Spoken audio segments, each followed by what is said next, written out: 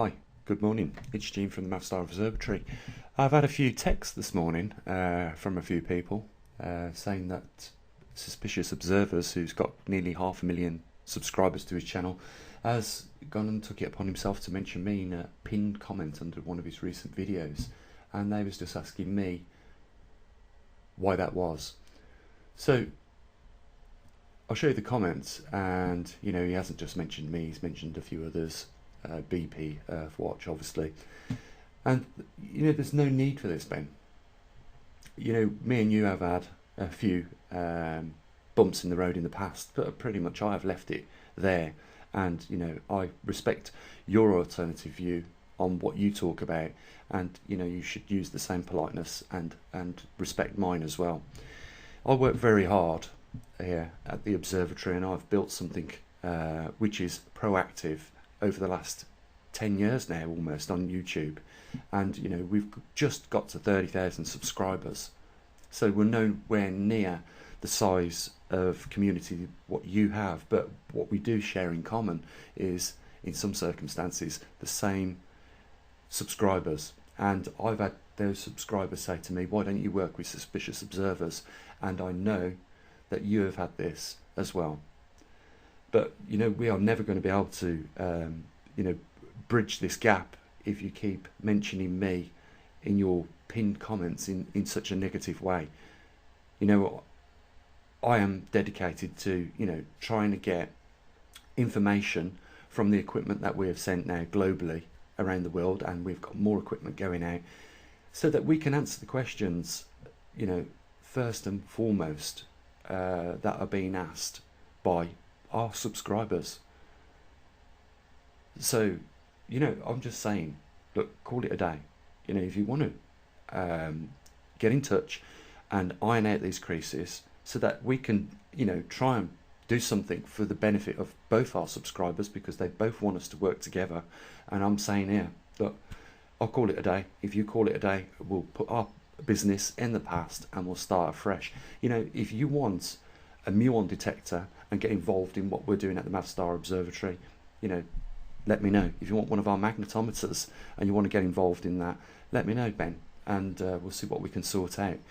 And please, don't accuse me of trying to separate the community when clearly I'm offering you an opportunity to merge together in some way and bring the community together, because this is what they've been asking me for 5 or so years now. So come on, let's call it a day and move on.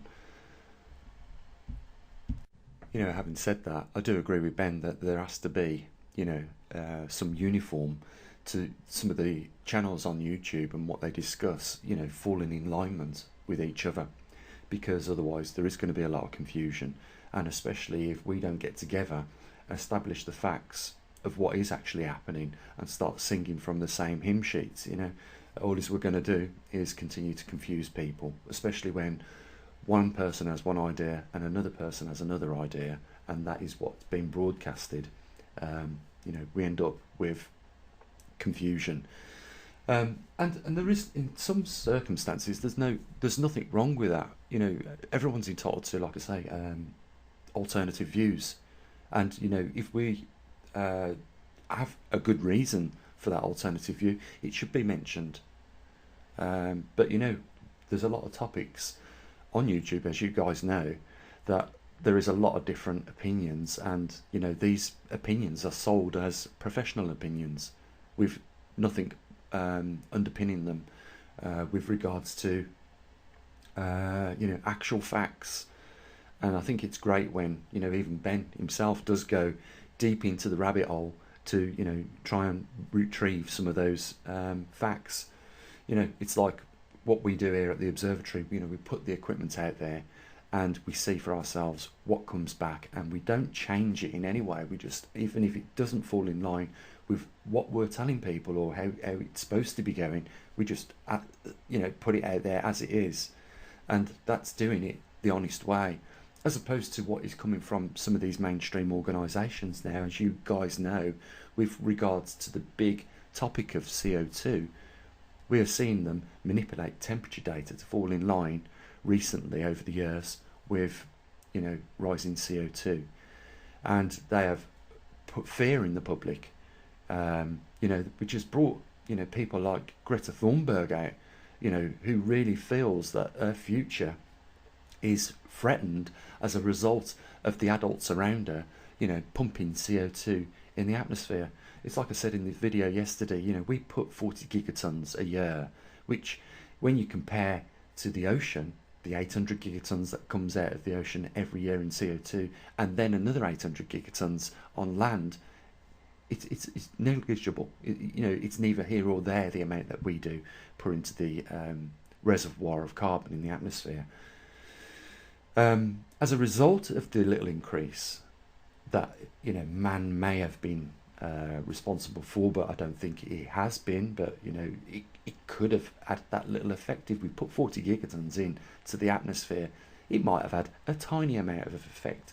And the reason why I say that is because if you look at CO2 on the whole, CO2 is a trace element. It doesn't even make up 1% of the atmospheric gas in our atmosphere. The ruler of our atmosphere is obviously nitrogen, 70%, and then secondly oxygen, thankfully enough.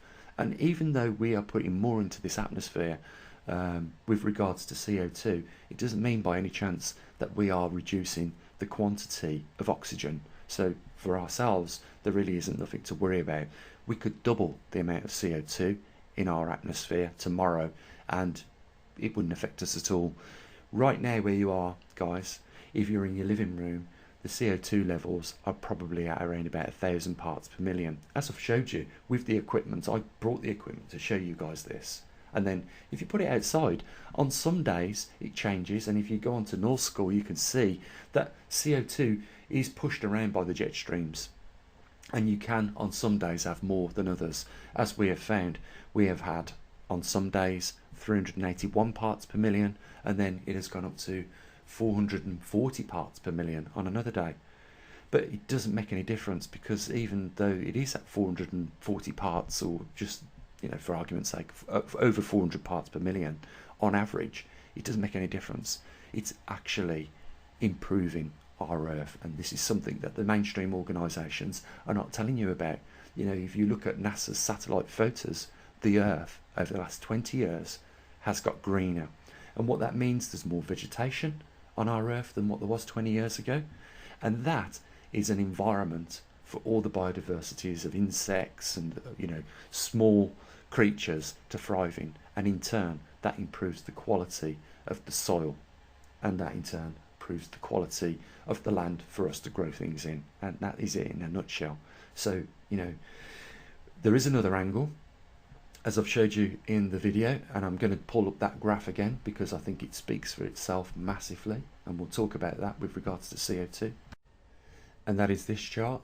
And the reason why I think this chart is so important is because we can see over the last 400 years there's been 5, including this modern period, times where temperature has risen and CO2 has risen as a result of that. And note I said temperature rose first and not the other way around, because temperature, if you look at this chart, is the driver of CO2. And what's more important is, over the last 12,000 years, at the end of this scale, you will see something taking place unusual compared to all the other points of where temperature has spiked. And that is, we have enjoyed for a longer period a warm time. And it's been for around about 12,000 years now. What happens is, when you add that warmth, and it is different to all the other times we've had, because as it's spiked, it's dropped off quickly in less than probably 1,000 years, and temperatures have headed towards favouring a glacial period.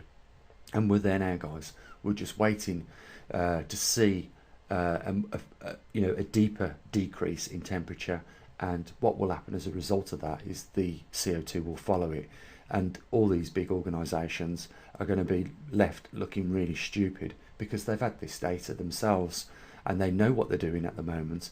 But the reason why they're doing it is because it is so easy to tax the public, carbon taxes, and in turn it's probably one of the biggest revenues now for any global government. And of course, if there's an opportunity, there are going to be people jumping on that bandwagon to cash in on that opportunity.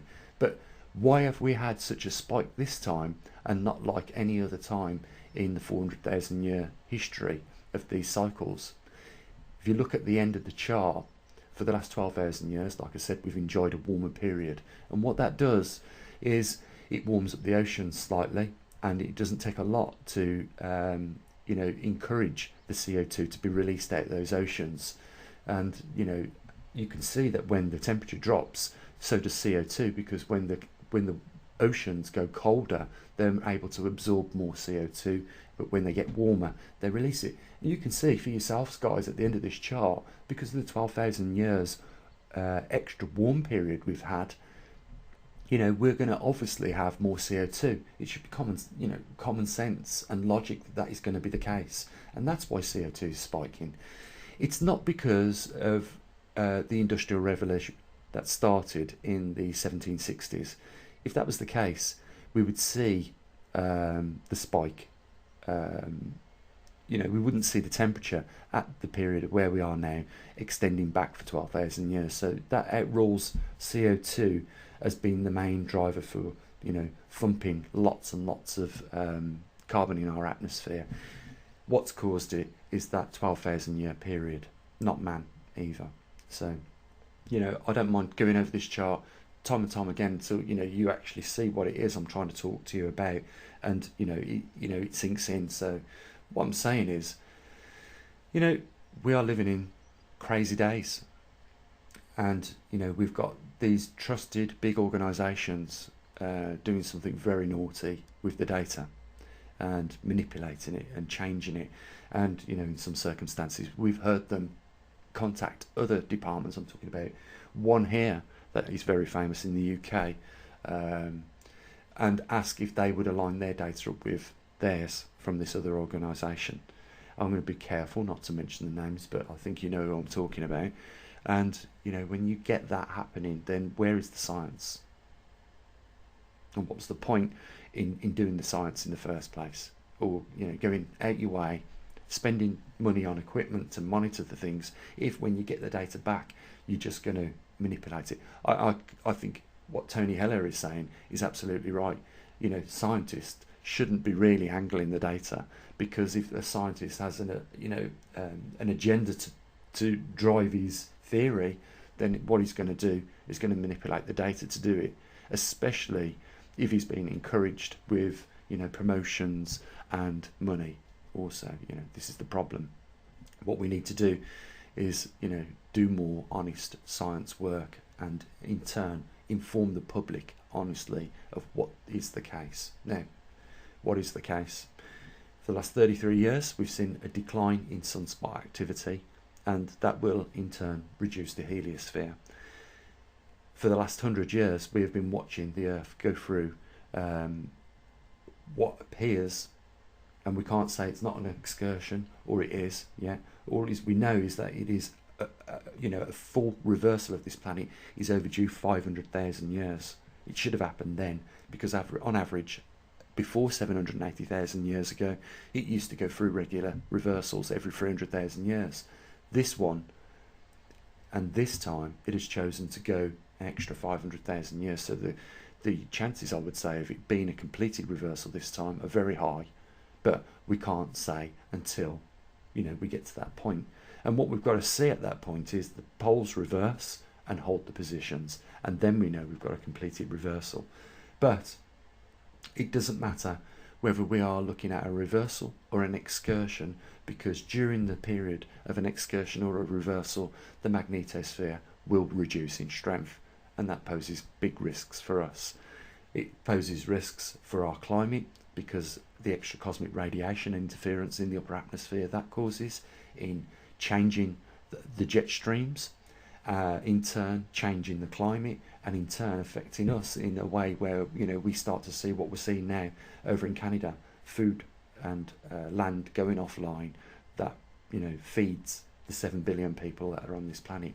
And then secondly, the other big problem we have and we face in the coming future is an increase in cancer rates caused by cosmic radiation, and affecting cardiac arrhythmias as well, across a wide range of biodiversity and species.